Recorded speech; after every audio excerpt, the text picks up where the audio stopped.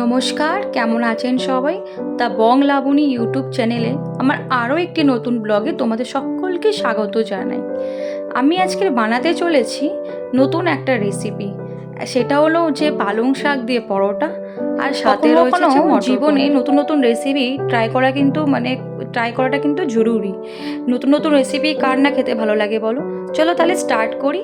Hello everyone, আমি লাবণী, আর তোমাদেরকে আজকে দেখাতে চলেছে নতুন একটা ভিডিও। দেখো, প্রথমে তো এটা দিতেই হবে কড়াতে। তেল গরম করার পর আমি এখানে দিয়েছিলাম হচ্ছে জিরে, আর সাথে দিয়েছিলাম হচ্ছে আদা বাটা। যেহেতু এটা আমি নিরামিষ তরকারি রান্না করছিলাম, তো নিরামিষ তরকারিতে আমি কোনো রকম পেঁয়াজ আর রসুন আমি ইউজ করি না। সাধারণত আমি আদা আর টমেটো দিয়ে রান্না করে থাকি। তো দেখো, আমি আদাটাকে একটু হালকা হালকা করে লাল করে ভেজে নিয়েছি। তারপরে আমি দিয়ে দিলাম হচ্ছে কুচি কুচি করে কেটে রাখা টমেটো। সাধারণত একটা থেকে দুটো টমেটো নিলেই হবে, আর বেশি না নিলেও চলবে। তারপরে আমি একটু নিয়ে নিলাম ময়দা, আর এখানে আমি দিয়ে দিলাম হচ্ছে একটুকুনি মটরশুঁটি দিয়ে কিন্তু পনির খেতে কিন্তু সববারই ভালো লাগে। আশা করছি তোমরা সকলেই খেয়েছো, কিন্তু নিরামিষভাবে তোমরা ট্রাই করতে পারো। নিরামিষ মটর পনির কিন্তু খুবই সুন্দর হয়। এখানে আমি একটু ময়দা নিয়েছি, আর সাথে একটু আটা নিয়েছি, আর ময়দার ওপরে একটুখানি 2 ছিপি মতন দিয়ে দিলাম হচ্ছে আমি সাদা তেল, আর ওপর থেকে দিলাম একটু কালো জিরে, আর একটু স্বাদ মতন নুন। আর এদিকে আমি মটর পনির যেটা আমি কষছিলাম সেখানে দিলাম হচ্ছে একটু হলুদ, আর সাথে দেবো আমি একটু এখন গুঁড়ো লঙ্কা, আর একটু স্বাদ মতো নুন, আর ধনে গুঁড়োটা আমি দিয়ে দিলাম। দেখো, ধনে গুঁড়োটা কিন্তু পরিমাণ মতন দেবে, কারণ ধনে গুঁড়োটা বেশি দিলে কিন্তু তরকারিতে অত বেশি মশলা দেওয়াটা কিন্তু উচিত না। যেহেতু নিরামিষ তরকারিতে মশলাটা একটু সাধারণ থাকলেই তবে কিন্তু টেস্ট আসে। তো যাই হোক, এখানে আমি ভালো করে কষিয়ে নিচ্ছি মশলাটা, দেখতেই পাচ্ছ তোমরা। আর ভালো করে এই যে মশলাটা কষাতে হবে, তবে গিয়ে কিন্তু ভালো একটা গন্ধ ছাড়ে।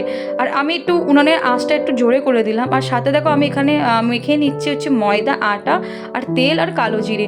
এটাকে ভালো করে মিক্স করতে হবে যতক্ষণ না এটা হাতে লেগে আসছে ময়দাগুলো, একটু ঝুড়ো ঝুড়ো করে করতে হবে। তারপর আমি এর ওপরে দিয়ে দিলাম হচ্ছে ওই যে কেটে রাখা কুচি কুচি করে পালং শাক, আর ভালো করে এটাকে মাখাতে হবে।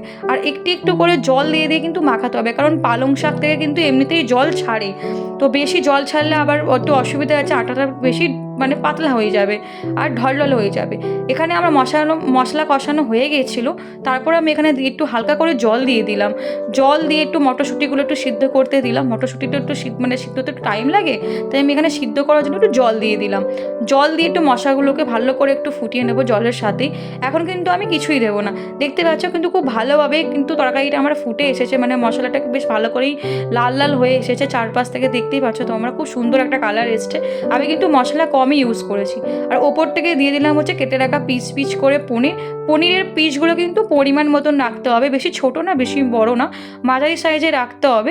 আমি নিয়ে নিয়েছিলাম হচ্ছে 200 গ্রামটাকে মেখে নিতে হবে। তোমরা দেখো কত সুন্দর একটা কালার এসছে আমার তরকারিতে। হবে বেশি জল দিলে কিন্তু তরকারিতে কালার আসে। জল দিলে কিন্তু এরকম বেশি কালার না দিয়ে তরকারিটা রান্না হলে কিন্তু বড়টা ভালো লাগে। আর এখানে আমি আস্তে আস্তে করে মেখে নিচ্ছি, সেখানে আটা ময়দা এখানে আমি একটু তরকারিটা দেখে নিলাম যে তরকারিটা কিন্তু খুবই সুন্দর একটা মাখা একটা ভাব রাখতে হবে তরকারির মধ্যে, তবে কিন্তু পরোটা দিয়ে খেতে কিন্তু ভালো লাগে তরকারিটা।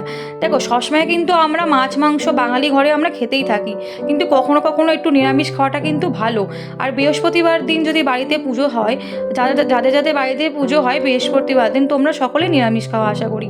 দেখো, আমরাও কিন্তু নিরামিষই খাই, আর নিরামিষ তরকারির মধ্যে কিন্তু অনেক রকম তরকারি বানানো যায়, তাই না বলো বন্ধুরা? তো দেখো, আমি এখানে একটু আঁচটাকে একটু হালকা করে দিলাম, আর ওপর থেকে আমি দিয়ে দিলাম হচ্ছে মটর পনির মশলা, বা তোমরা এখানে শাহি পনির মশলাও ট্রাই করতে পারো। আমি এখানে মটর পনির মশলাটাই দিলাম, যেটা নর্মাল দোকানে 10 টাকারও পাওয়া যায়। আর তাছাড়া তোমরা বাড়িতে যদি কোনো রকম গরম মশলা থাকে, গরম মশলাও দিতে পারো, কোনো অসুবিধা নেই।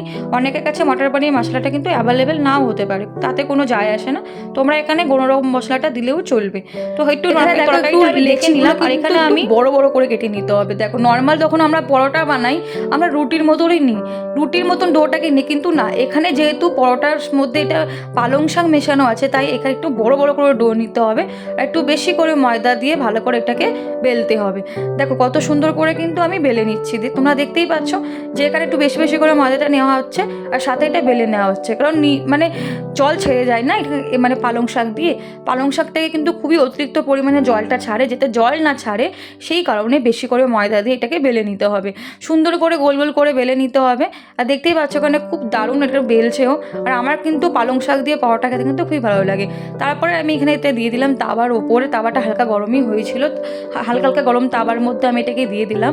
এটা কিন্তু একটু কাঁচা কাঁচা অবস্থাতেই সেঁকতে হবে, এটা একদিকটা হালকা কাঁচাতে সেঁকতে হবে, একটা ভালোভাবে আর একদিকটা অন্য ভালোভাবে সেঁকতে হবে। তো দেখো এখানে আমি পরোটাটা সেঁকতে দিলাম, খুব সুন্দর লাগে কিন্তু এই পরোটাটাকে টেস্ট করে কিন্তু তোমরা বাড়িতে দেখতে পারো।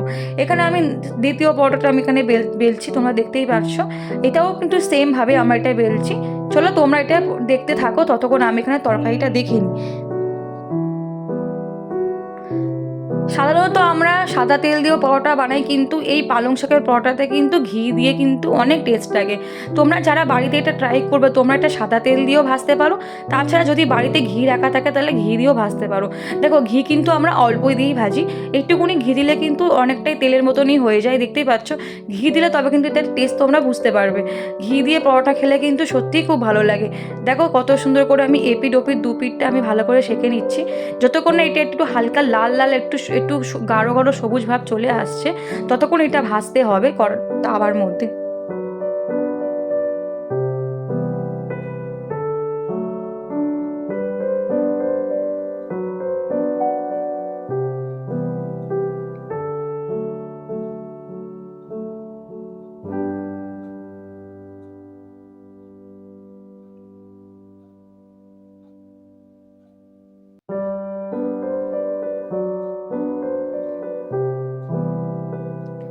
ফাইনালি আমার ভাজা হয়ে গেছে, আমি তুলে নিলাম।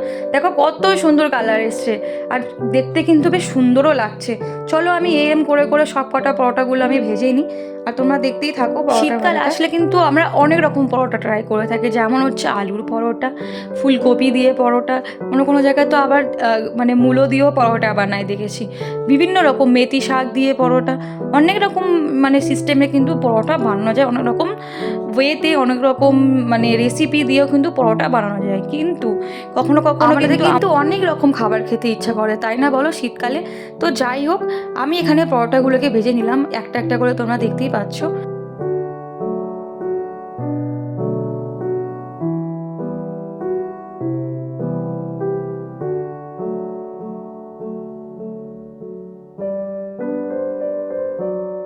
এখানে আমি একটু করে কুচি কুচি করে ধনে পাতা কেটে রেখেছিলাম, সেগুলো আমি একটু তরকারির মধ্যে ছড়িয়ে দিলাম, কারণ ধনে পাতা দিলে তরকারিটা কিন্তু ভালো লাগে। ধনে পাতা দিলে কিন্তু তরকারিটা একটা স্বাদও আসে কিন্তু বন্ধুরা। দেখো এখানে আমি তরকারিটা পুরো একটু হালকা হালকা করে মিশিয়ে নিচ্ছি তরকারির মধ্যে, এটা হালকা হালকা করে আমি একটু সব কটা গ্যাসটা অফ করে দিয়েছি, মিশিয়ে নিচ্ছি ভালো করে। খুব সুন্দর কিন্তু একটা গন্ধ ছাড়ছে, সত্যি বলছি বন্ধুরা। ফাইনালি আমার সব রান্না করা হয়ে গিয়েছে, দেখতেই পাচ্ছ তোমরা। এখানে দেখো পরোটা গেছে, সব আমার রান্না করা হয়ে গেছে। চলো বন্ধুরা, দেখা হবে নেক্সট কোনো ব্লগে। আমার চ্যানেলটিকে একটি লাইক অ্যান্ড সাবস্ক্রাইব করে